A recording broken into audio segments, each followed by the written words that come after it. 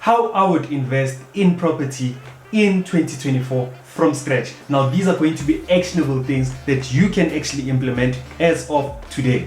This video is for all property investors that are beginners and property investors that have started, however they're asking themselves, why am I not scaling? Number one, you need to change, right? You need to change your behavior. And now when I'm speaking about behavior, I'm speaking about your credit behavior. Remember, no credit is the same as bad credit. So if I'm saying that I'm in a situation whereby I've never taken out any credit in my life, this basically means that I don't have a credit score. And now remember, with credit score, I need to have seen a lot of activity that has happened. I'm actually proving to the bank that I am credit worthy and they can actually give me or trust me with the money. I would actually pay them back. Good credit results in good interest rates. Now, bad credit results in bad interest rates. Yeah. That has a huge impact towards how I am paying on a monthly basis. And how I am paying back to a monthly basis based on my credit score will have a direct impact towards my cash flow. So ultimately what we're saying, work on your credit score today so that you don't apply with that minimum score. Yeah. Ultimately that will allow me to save as much on my monthly repayments. Yeah, so now you're probably asking yourself that how do I actually get this perfect credit score, right? Now, if they have actually given you 1,000, right? We need to make sure that we are playing beneath the 30%, right? So if they gave me 1,000, I need to actually be paying below 300 Rand. I need to actually be playing below 300 Rand. And by playing, I mean that I can only use 300 Rand from the 1,000. Now this is because I need to make sure that I'm showing the bank that I'm not dependent on their credit. I also have ways of actually paying out. So what you can do is that go back to the bank and ask them for credit. After asking them for a credit, make sure that you are paying it off certain amount of months, right? So what I would do is that I would take this 1,000 from the bank and then pay the 300 within the 3 months. Then after that 3 months, I would then go back to the bank and then take an additional 1,000 paid over 3 months. Now the mistake that a lot of people do is that they would take the 300 and then before the end of the month they paid off. You're not showing consistency. You're not showing that you can pay it off throughout the months. So what you really do is that take the 300, divide it into 3, 100, 100, 100, then in that way your actually credit score will actually grow. Awesome. Point number 2, a lot of us are getting into property whereby our finances are not in order. That's why it's hard to scale. What do I mean by saying that? In terms of some of us are getting into property without deposit and also without transfer cost.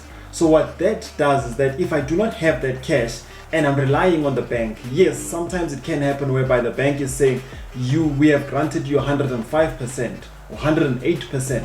Now then we use that additional money to pay the transfer cost and also to pay the deposit, right? Or if maybe we are in a situation whereby the bank is saying I do not even need a deposit. A lot of people get excited when they hear no money down. So ultimately I'm in a deal whereby I didn't put any money down. But the question is that how does this affect me? If I'm not putting any money down, ultimately somewhere somehow I will be paying for it. Sure. So yes, it is no money down on the onset, but on a monthly basis you will be putting money down. Yeah. No, I remember, man, we sometimes go into projects whereby it will need an additional amount of money. Yeah. Now if that's the case and I hadn't actually projected that, it becomes then a bit of a problem. Because I remember with the last one we were thinking that it's going to be around 150,000 and we were short a bit 20,000, right? With 20,000. Now I'm only imagining that what would happen to someone if they were in a situation whereby they're saying that they're going to flip a property and it's only going to cost them 50,000, only to find out that when they're in the project it's costing them 170,000. Yeah. Now that's a huge problem. So how would you say someone should actually budget around that? The steps, man, because that's what I was about to touch on. The steps is that let's start saving. So if I am wanting to buy a property in the next year or two, I start saving right now, because ultimately if I don't start saving right now, it will impact me, as we did mention that you'll be charged interest on the money that you didn't put down. So it's as simple as let's start saving now so that within a year's time when I want to buy that property, I have at least 10% for deposit if they will charge me. And I also have the money for the transfer cost, because again, yes, we can have easy access to it, but at the price of what? Let's just say I use my credit score and I was charged 28%. Yes, I do have the property, but looking at it from the interest that I was charged, it's a lot. Yeah. Now, so looking at that, right, you named the 10%, number one. You also named how much I need to actually be taking out towards my transferring cost and my bond registration cost, right? Yeah. Now, looking at the property, how would I then be able to tell how much it's going to cost me to fix the property? Yeah. So there's various apps, man, that we are using. We're currently using Uber to give us roundabout estimates. Number two, you can ask your bond originator just to give you figures. Do not hold them liable. If they say around 30,000, do not just save 30,000.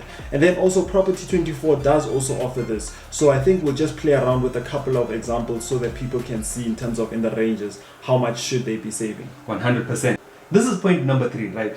A lot of people make this mistake of just biting on the first apple that they see.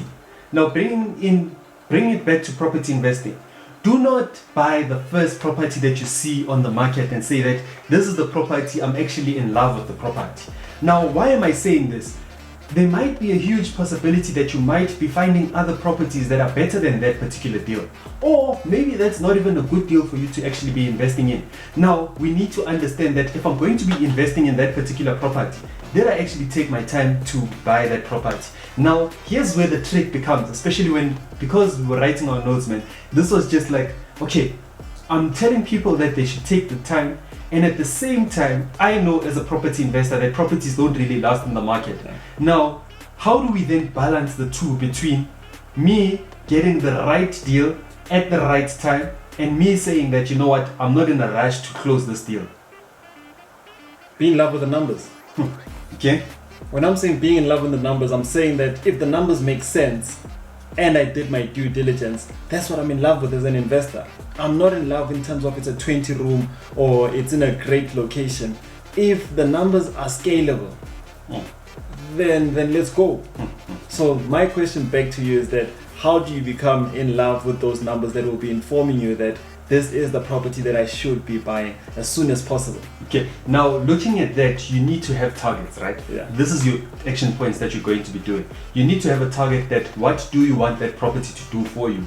Now, what we have is that we have percentages in terms of if I'm going to be putting in X amount of money, how much do I actually expect for in returns? So for example, if I'm saying that I'm going to be putting in 10,000 into the property, I'm looking for a return of at least 15% when it comes to your rental. Yeah. Now 15% is 1,500 on an annual basis, right? Now you are still owning this property and at the same time it's still giving you cash flow on a monthly basis. Now that's the first thing that I want people to do. Understand the numbers and what is your target, because if you don't understand your target, you'll be on the market for the rest of your life because you're looking for that perfect deal, right?